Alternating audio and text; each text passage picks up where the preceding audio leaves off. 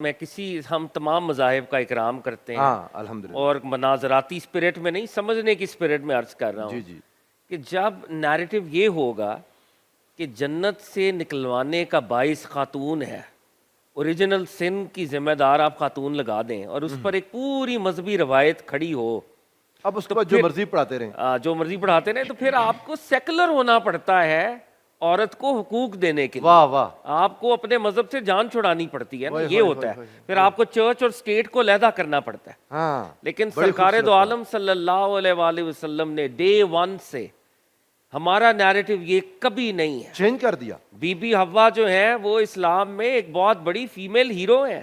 واہ، آج تک ہم حج اور عمرے کے اندر سعی کرتے ہیں، بی بی ہاجرہ کی یاد میں اس ماں سبحان کو ہم اللہ، سلوٹ سبحان کر رہے اللہ، ہیں۔ سبحان اللہ۔ وہ ایک ماں، اس کی عظمت کو ہم سلام کر رہے ہیں، سارے مرد دوڑ رہے ہیں۔ وہ شاہ جی دیکھیں نا، وہ انہوں نے گرین لائٹنگ لگا دی، یہاں دوڑنا ہے کہ ہماری ماں دوڑی تھی۔ بے شک ایک دیکھیں نا، ایک خاتون کی سیلیبریشن اس قدر ہے کہ ہماری عبادات کے اندر حج کو ایک امتیازی حیثیت حاصل ہے، کوئی شک نہیں۔ اور حج اور عمرہ ہمارا خواب ہے، اور ادھر بھی بی بی ہاجرہ سلام اللہ علیہا سبحان اللہ، ہماری یاد میں ہے ہر وقت۔ سبحان اللہ، بی بی آمنہ سلام اللہ علیہا کی سیلیبریشن، واہ واہ بی واہ، بی خدیجۃ الکبریٰ سلام اللہ علیہا، جو اس دور میں اس وقت کے مکہ کے چیمبر آف کامرس اور انڈسٹری کو ہیڈ کرتی تھی، واہ بی بی فاطمہ الزہرا سلام اللہ تعالیٰ علیہا، بی بی زینب سلام اللہ علیہا، بی بی عائشہ صدیقہ طیبہ طاہرہ۔ سبحان اللہ، These are all very powerful women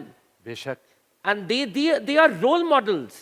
مسئلہ صرف یہ ہے کہ میں پروفیسر صاحب یہ بڑے مطلب مجھے آئرنی، یہ آئرونک بات ہے، جی جی، بیسٹ میسج ہمارے پاس ہے، بیسٹ میسنجر ہمارے پاس ہے، سبحان اللہ، ہم مارکیٹ ہی نہیں کر سکے، نہیں کر سکتے، ہم دنیا کو بتا ہی نہیں سکے۔ میری وہ بہنیں جو آج پلے کارڈ اٹھائیں گی اور بعض اوقات صحیح ایشوز پہ اٹھائیں گی، میں ان کو بتا ہی نہیں سکا کہ تمہارا تو سب سے بڑا وکیل 1400 سال پہلے محمد عربی ہے صلی اللہ علیہ وآلہ وسلم۔ سبحان اللہ، سبحان تمہیں اللہ، پلے کارڈز اٹھانے کی ضرورت نہیں ہے، کیا بات ہے، تم سرکار دو عالم کی حدیثیں اٹھا لو، تم میں سے بہترین کیا وہ بات ہے، ہے شاہ جی، تم میں سے بہترین وہ ہے جو خواتین کے ساتھ سب سے بہتر ہے، اپنی گھر والوں کے ساتھ سب سے بہتر ہے۔ He was your advocate 1400 years ago۔ اگر آج یہ حدیثیں اٹھا کے ہم باہر نکلیں اور پھر ہم جیسے جو مرد ایکسپلوئٹ کر رہے ہیں، مجھے لگتا ہے زیادہ شرم آئے مردوں کو۔ شاہ جی دیکھیں حضور رحمت صلی اللہ علیہ وآلہ وسلم، میرے آقا وصال پاک کے وقت میں دو الفاظ حضور کی زبان پر ہیں، الصلاۃ الصلاۃ وما ملکت ایمانکم۔ یہ عورت کے لیے تھوڑی بات ہے، میرے آقا دنیا سے پردہ فرما رہے ہیں اور اس عورت کے حقوق کا تب بھی خیال ہے آقا۔ ایبسلیوٹلی، کوئی شک نہیں ہے۔ اور دیکھیں دنیا میں آپ ووٹ کے رائٹس کی بات کریں، بڑے بڑے سیولائز کنٹریز کے اندر ووٹ کا رائٹ نہیں دیا گیا عورت کو، پراپرٹی اونرشپ کے رائٹس نہیں دیے گئے خواتین کو، ڈے ون سے اسلام میں یہ رائٹس یہ ایک بہت بڑا خوبصورت بات کی طرف آپ جا رہے ہیں۔ ڈاکٹر عفاف منظور آپ کے پاس آؤں گا۔ حضور سرور دو عالم صلی اللہ علیہ وآلہ وسلم نے یہ جو عورت کو مقام دیا، بے شک ہم آج تک اس کو پہنچ نہیں سکے، اس کی طرف جا نہیں سکے۔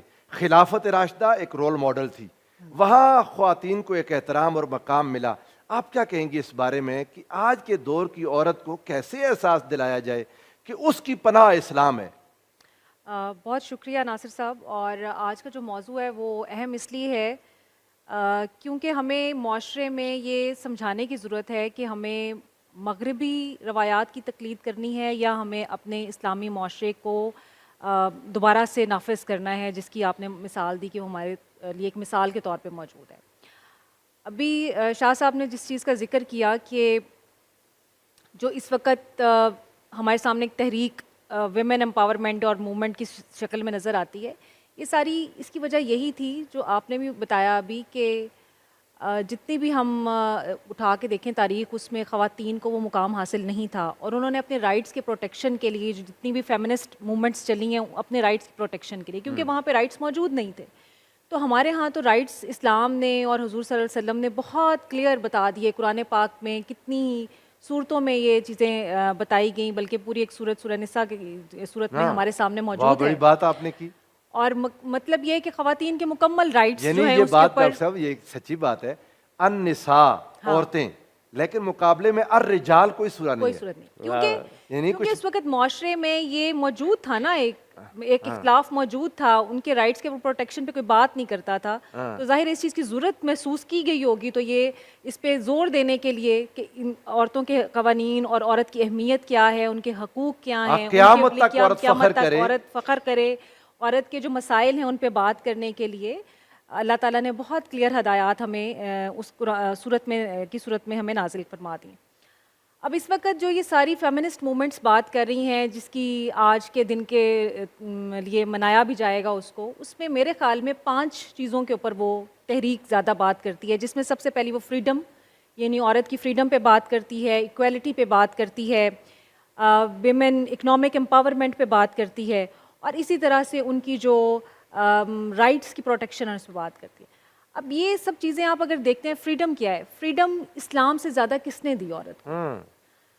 یعنی جو رائٹس فریڈم کے لیے اس ٹائم ساری موومنٹس چل رہی ہیں وہ یہ ہیں کہ عورت کو تعلیم دی جائے، عورت کو اس کی مرضی کے مطابق شادی کا حق حاصل ہے، عورت جس طرح چاہے وہ اپنی زندگی اپنے گھر کے ماحول کے اندر گزار سکتی ہے، وہ آزادی سے کھا پی سکتی ہے، وہ پہن اوڑھ سکتی ہے. آپ دیکھیں نا کتنے ہی معاشرے ایسے ہیں جس میں ہمیں یہ ملتی ہیں مثالیں، جیسے کہ آپ اپنے ہمسایہ ملک کی بات کرتے ہیں، اس میں ہمارے سامنے کتنی مثالیں تھیں کہ عورت اگر وہ اس کا خامند مر جاتا ہے تو وہ ایک خاص لباس میں ہی رہتی ہے، وہ کوئی رنگ نہیں پہن سکتی تمام، اس کا معاشرہ اس کو اجازت نہیں دیتا. بات ہے پہلے جلا دیتے تھے، ٹھیک ہے، جلا بھی دیتے تھے، کہاں تک تھا، یعنی وہ تو خیر یہاں تک تھا کہ بیٹی پیدا ہونے پہ دفنا بھی دی جاتی تھی. یہ عربوں کا مسئلہ تھا. بالکل. یہاں یہ تھا کہ بیوی کو مرد کے ساتھ جلنا پڑتا تھا. تو وہ اب دیکھیں کہ یہ سب کچھ جو ہے یہ اسلام نے کس طرح سے ان ساری چیزوں کا صفایا کیا، اور یہ بتایا کہ یہ تمام جو آزادی آج فیمنسٹ تحریک مانگتی ہے وہ عورت کے پاس ہے، وہ اپنی مرضی کی تعلیم حاصل کر سکتی ہے، اپنی مرضی کی جس طرح سے بھی وہ زندگی گزارنا چاہتی ہے وہ گزار سکتی ہے. پھر ہم دیکھتے ہیں اکنامک امپاورمنٹ کی بات کرتے ہیں. اکنامک امپاورمنٹ میں اسلام نے سے زیادہ کس نے عورت کو امپاور کیا؟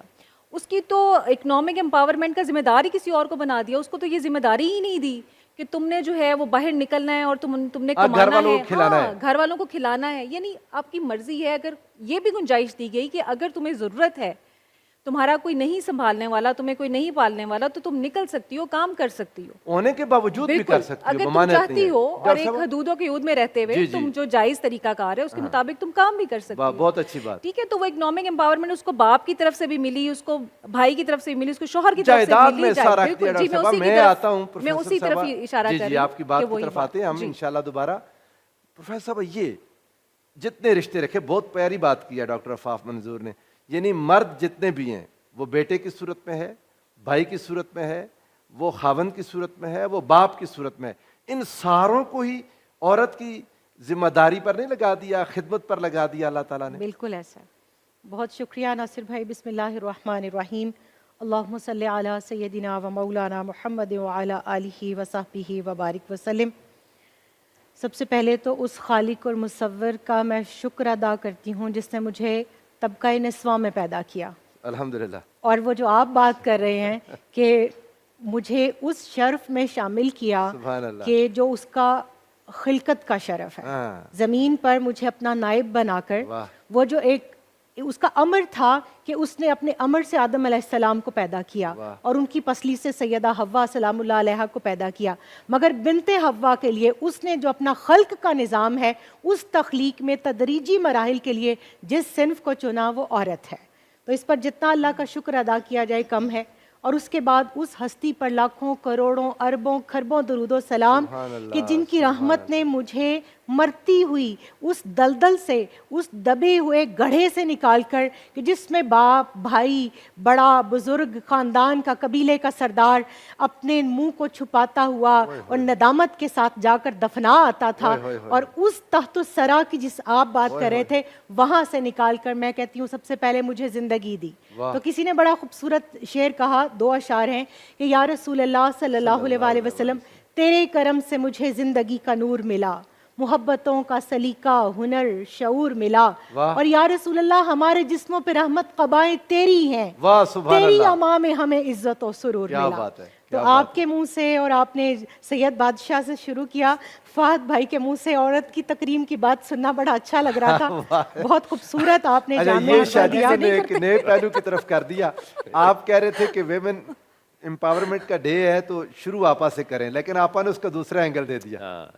لیکن کہ میں مردوں سے سن کے ان کو اچھا یہ لگا. بھی عرض کرنا چاہتا ہوں کہ ہم تو خواتین کی ہمیشہ ہی تکریم کی بات کرتے بلا ہیں, شبہ. ویورز کو ایسے نہ لگے کہ شاید آج ہم نہیں لیکن پہلی دفعہ کر رہے ہیں کہ یہ تو آپ کی بہن ہوئی نا پھر, اور آپ کے منہ سے, بھائی کے منہ سے بہن سن کے کتنا فخر محسوس. اور آج قبلہ غازی صاحب کی کمی محسوس ہو رہی ہے. اللہ پاک ان کو تندرستی, صحت, سلامتی, عافیت عطا کرے, ان کو لمبی زندگی دے. چہ جائے کہ میں بھی بیمار تھی لیکن مجھے وہ آئرن لیڈی کہتے ہیں, اس لیے میں دوائیاں لے کے آ گئی ہوں کیونکہ آج عورت کی بات ہے. تو میں وہ بھی پچھلے 3 پروگرامز انہوں نے بیماری میں کیے ہیں. جی وہ نظر آ رہا تھا آن سکرین. اللہ تعالیٰ ان کو ہمت اور استقامت دے, اور ہم جو ان کے نقش قدم پر چلنے کی کوشش کرتے ہیں. پروفیسر نورید فاطمہ آپا, یقین جانیں 104 بخار میں بھی غازی صاحب نے پروگرام کیا. خیر اس پروگرام کی نوعیت اور تھی, ناموس مصطفیٰ پر تھا, بخار تھا, ہاتھ ملائے تو تپتے تھے. بالکل ایسا ہے. لیکن پروگرام کیا کسی کو اندازہ ہی نہیں ہوا. بس پھر اگر وہ ہمارے رول ماڈل استاد ہیں تو ہم انہی کو دیکھ کے پھر ہمت پکڑتے ہیں تھوڑی سی. اور پھر گھر والوں نے جب روکا تو میں نے کہا آج نہ روکیے گا کیونکہ آج عورت کی بات ہے. تو شاید کوئی ایسی بات میرے منہ سے نکل جائے کہ جہاں عورت پر ظلم ہو رہا ہے, جہاں اس کا حق مارا جا رہا ہے, حق غصب کیے جا رہے ہیں, شاید کسی دل پر کوئی بات اثر کر جائے. ضرور انشاءاللہ. بہت ہی خوبصورت آپ تینوں اصحاب نے گفتگو کی اس بات کو آگے بڑھاتے ہوئے. جیسے ڈاکٹر صاحبہ بات کر رہی تھی قرآن پاک کے حوالے سے, 9 جگہ پر خواتین کا جو تذکرہ سورہ نساء کے علاوہ آیا ہے, میں آپ کی اجازت سے وہ گوش گزار کرنا چاہوں گی. سب سے پہلے ذکر آیا حضرت حوا سلام اللہ علیہ کا, پھر حضرت مریم بنت عمران کا, پھر حضرت آسیہ بنت مزاحم کا, حضرت سارہ رضی اللہ تعالی عنہا کا, سیدۃ النساء حضرت فاطمہ الزہرا سلام اللہ علیہا کا, سیدہ عائشہ صدیقہ رضی اللہ تعالیٰ عنہ کی شان میں تو 18 آیات اللہ تعالیٰ نے برات میں اتار دی. حضرت خولہ بنت ثعلبہ زہار کے حوالے سے ان کا تذکرہ آیا. حضرت زینب بنت جہش رضی اللہ تعالیٰ عنہا کا, اور ایک ولیہ ملکہ بلقیس کا تذکرہ. اور پھر جب اللہ نے ارشاد فرمایا یا نساء النبی لستن کاحد من النساء, تو نبی علیہ الصلوۃ والسلام کے گھر کی تمام خواتین کو, یعنی اہل بیت اطہار کی تمام خواتین کو اس میں اللہ تعالیٰ نے شامل فرما